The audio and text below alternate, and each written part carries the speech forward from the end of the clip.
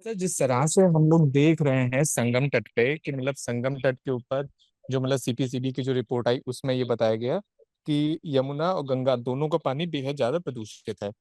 अब जब आज हम लोगों ने पड़ताल करी तो हम लोग एक चीज देखा कि जो संगम का जो तट है वहीं से ही 20 मीटर दूर में टेंट लगे हुए हैं प्रशासन के।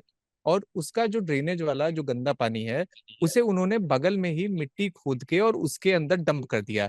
तो इससे सर क्या प्रभाव पड़ेगा यमुना में, पहला।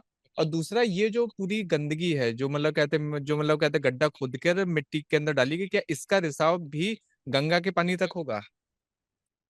जी, अगर ये प्रशासन ने करा है तो ये तो वैज्ञानिक दृष्टिकोण से बहुत ही बड़ा अपराध कर रहे हो। क्यों? क्योंकि जल के जो भूगर्भीय स्रोत होते हैं वो नदी के पास सर्वाधिक होते हैं।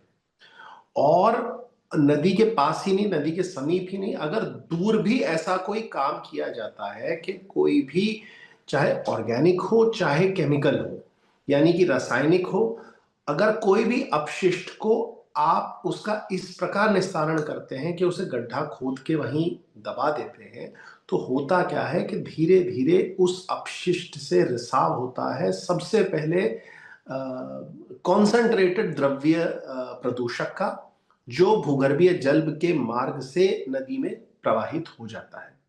और दूसरा, जो अपशिष्ट बचता है वो भी अगली बार जब भी वर्षा होगी तो वर्षा के मार्ग से पुनः भूगर्भीय जल में स्रोत में मिलकर वो नदी में आ जाएगा।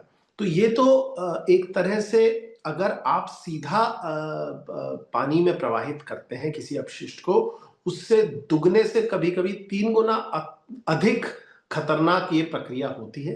तो अगर प्रशासन ने ये किया है तो एक और मैं इसकी निंदा करता हूं और इसको तुरंत उसको समाधान करना चाहिए। कभी भी नदी के समीप तो बिल्कुल भी नहीं किसी प्रकार का गड्ढा खोदकर वहां पर अपशिष्ट का निस्तारण बिल्कुल नहीं होना चाहिए। अच्छा सर, जिस तरह से हम लोग देख रहे हैं कि यमुना में जिस तरह से यमुना और कहते हैं गंगा संगम तट पे जिस तरह से ना गंदगी है, तो अब उसमें जो लोग स्नान कर रहे हैं तो उसी के अंदर लोगों की ना चप्पलें बह रही हैं, पॉलीथीन थीन बह रही है। तो ये दोनों कितना ज्यादा नुकसानदेह है, पॉलीथीन और बेसिकली रबड़ की चप्पल जो जा रही है नदी में? ये तो बहुत ही ज्यादा नुकसानदेह है। अब पॉलीथीन जब भी जाता है, तो जब पॉलीथीन का पानी से मिलना होता है तो इतना खतरनाक हो जाता है, क्योंकि माइक्रो प्लास्टिक जो होता है, माइक्रो प्लास्टिक के कण धीरे धीरे पानी में घुलने लगते हैं।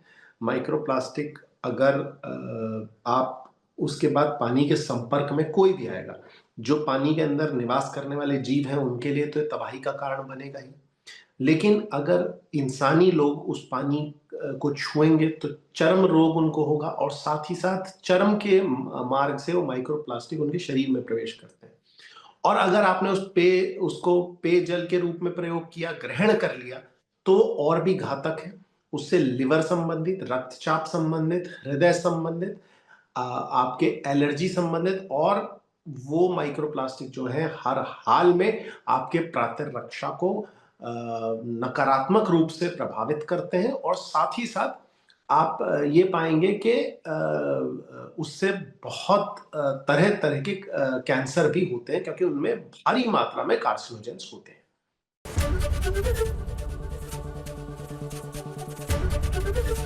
एबीपी गंगा, खबर आपकी, जुबान आपकी।